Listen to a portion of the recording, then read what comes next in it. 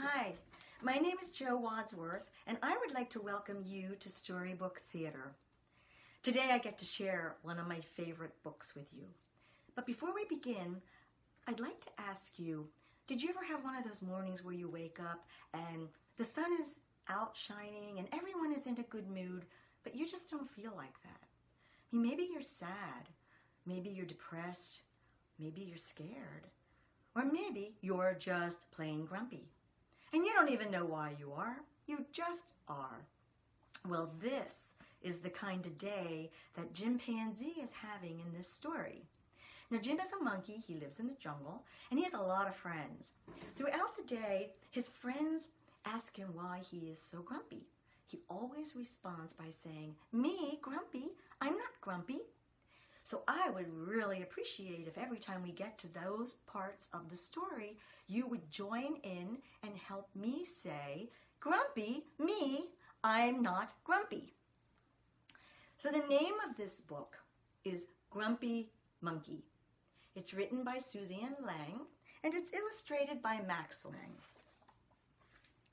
One wonderful day, Chimpanzee woke up to discover that nothing was right. The sun was too bright, the sky was too blue, and the bananas were just too sweet. Jim was confused. What's going on? "Maybe you're grumpy," suggested Norman, who lived next door. And what does Jim say? "Grumpy? Me? I'm not grumpy." Now, Norman and Jim are neighbors. And because they live in a jungle, rather than living in a house, they share a tree. There are next door branches. On his walk, Jim ran into Marabou. "Jim's grumpy," Norman told Marabou. "Well, why are you grumpy, Jim?" asked Marabou. "It's such a wonderful day." What does Jim say? "Grumpy? Me? I'm not grumpy." "Look how you're standing." "Oh," said Norman, "you're all hunched up." So Jim loosened up. Do we think that made Jim feel any better? I'm thinking no. Next, Jim ran into Lemur. "Jim's grumpy," Norman told Lemur. "Well, why are you grumpy, Jim?" asked Lemur. "It is such a wonderful day." And what does Jim say? "Grumpy! Me, I'm not grumpy."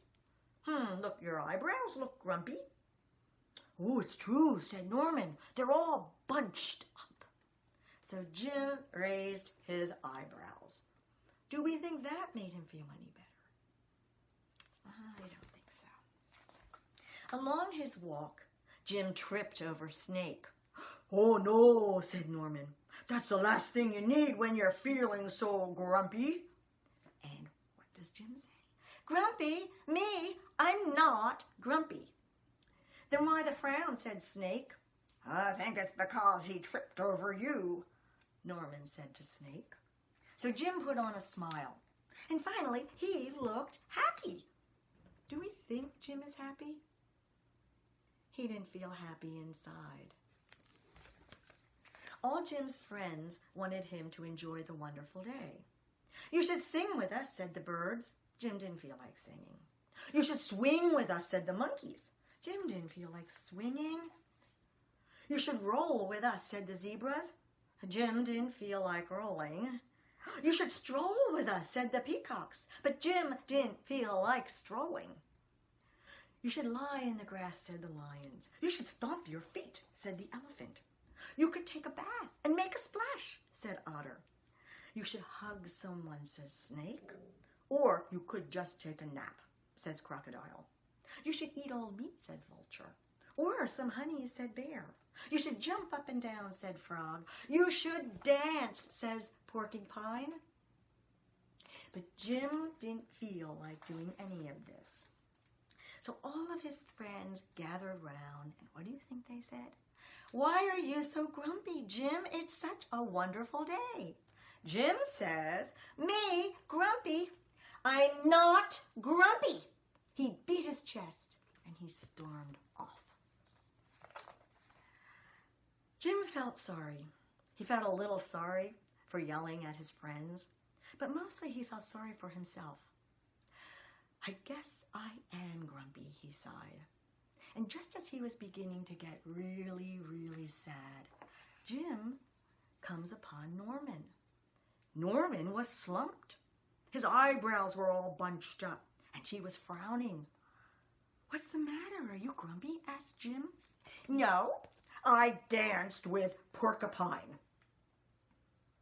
Now, porcupines are very cute little animals, but they have quills all over their bodies. And if you get too close to them, they will shoot those out so that they can protect themselves. I'd say Norman danced a little too close to Porcupine. So Jim helped his friend remove the quills from his backside, put a few Band-Aids on the boo-boo. "Are you okay?" asked Jim. "Well, it hurts, but I'll probably feel better soon enough," said Norman. "Are you still grumpy?" "Yes," said Jim, "but I'll probably feel better soon enough too. For now, I just need to be grumpy." "Well," said Norman, "it's a wonderful day to be grumpy." And Jim agreed. And he already felt a little bit better. And that is the end of Jim Pansy's day and the end of Grumpy Monkey. Thank you so much for joining me, and thank you for helping me tell the story. Have a nice day.